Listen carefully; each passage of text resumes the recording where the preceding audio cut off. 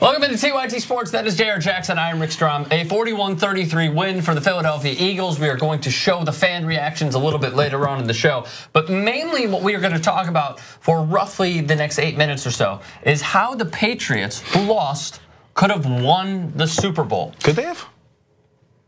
No. Yes.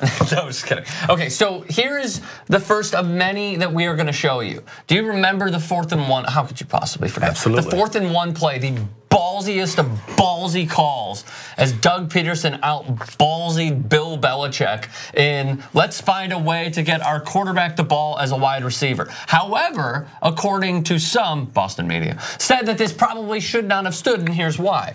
So the apparent formation was illegal, Jayar Jackson. You need to have 7 guys on the line. Well, hang on a second. There's only 6.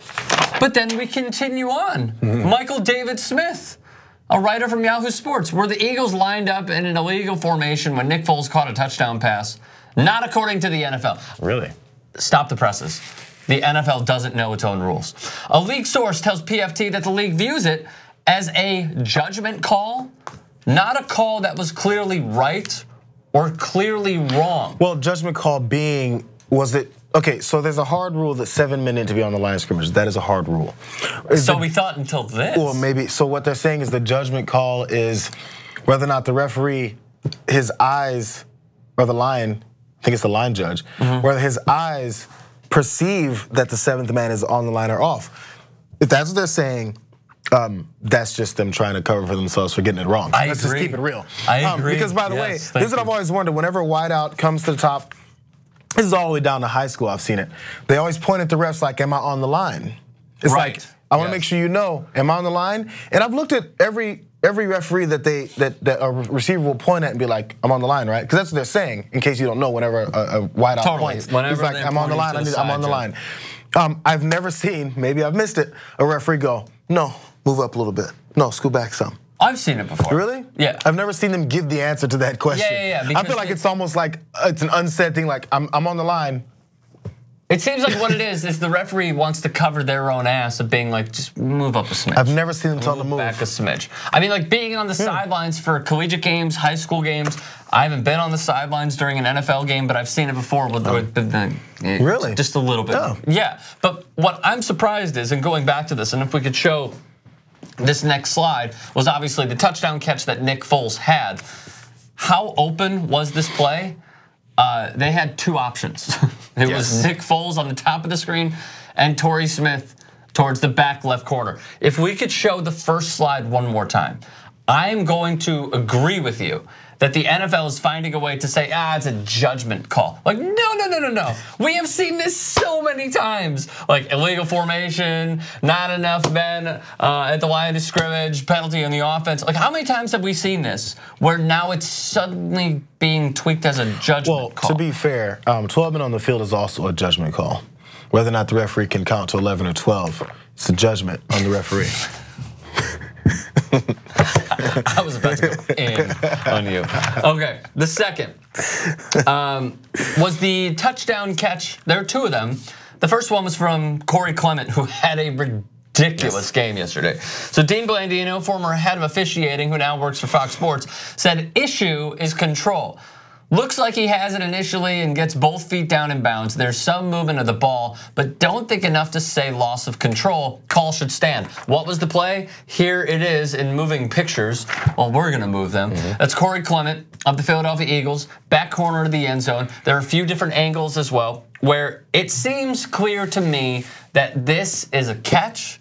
There was no bobbling of the ball. He took 2 steps. The biggest dispute was the 3rd step, JR, but still, it seems like for this, Corey Clement was in the back corner of the end zone and it was a touchdown. Though many who are watching are saying, well, what is a catch anymore? And Collins was saying, well, I give up. Right, well, because that's the way it's gonna have to be now, because there's so many different aspects.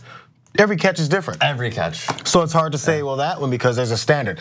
There's a standard for 7 men on the line. There's no standard for whether or not you've seen the ball shift in the guy's hands. Because again, I would like for this maybe to be a point of emphasis during the offseason, that if a ball shifts in a player's arms, don't automatically see that as a lack of control. Like, I feel like it was across the board.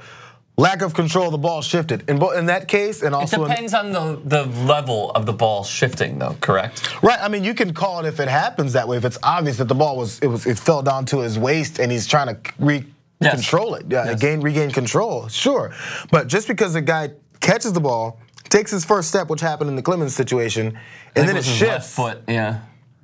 I think it was a pretty simple call. As long as it shouldn't be a standard of if the ball moves, it's over. Right. To make sure that and also many sports, whenever they try to go with rules, go ahead and favor some more offense. That's the way basketball has been. The rules start to favor better offense or more scoring. Just if the ball shifts, it's okay. You're saying for the catch rule. Yeah. Okay. Well, give more leeway because the fans will actually like that. From a defensive standpoint, I agree with what you're saying. But from a defensive standpoint, if I'm a cornerback in the NFL or any defensive player or any defensive coordinator, to your argument, I would say we're already handcuffed immensely because of the new rules that don't allow you to even breathe on the opposing receiver or the opposing anything. Anybody that is considered a wide receiver. Right. Doesn't matter if it's James White coming out of the backfield. So to that point, I would say from a defensive perspective, oh, come on, you're already giving them the benefit of the doubt. These new rules of, it's okay because this has been a rule for a while, but within 5 yards, you can make contact afterwards. Anything happens, you lay a pinky on them, it's going to be pass interference. So to that point, from a defensive perspective, I'd say no. But that's what always happens whenever a sport will favor offense more. The defense will be like, damn it, this is going to be even harder for me. In basketball, they get 2.5 to 3 steps at times. That sucks for defense. You see the Klay Thompson dunk this weekend? Took like 5 steps. Steve Kerr was like, oh my God. Turns around. This was another one where a lot of Boston fans and even NFL fans were like, what the heck is a catch? It was the Zach Ertz touchdown catch that I honestly thought that was going to be overturned. Because we saw this, and I'm glad the broadcast picked it up and thought of this as well. Because as I was watching this, it reminded me of the very same play that they reference. Patriots, Steelers, Jesse James. Absolutely. Look, there is nobody within 10 feet of Jesse James, but because the ball hit the ground, if we could show this one more time, if the ball hit the ground right there, that was the moment where I was like, oh, this is Jesse James 2.0. Okay. Well, the thing is, he made a football move, so he became a runner. If a running back dives and it crosses the invisible goal line to go straight to the universe, it's a touchdown. Here's the last part, very last part. Malcolm Butler did not play in this game. We're going to get into this a little bit later on, but Malcolm Butler not playing and Eric Rowe playing ahead of him, even though he's a more physical corner, that screwed the New England Patriots. Okay. So that's how the Patriots could have possibly won Super Bowl 52, but of course they didn't.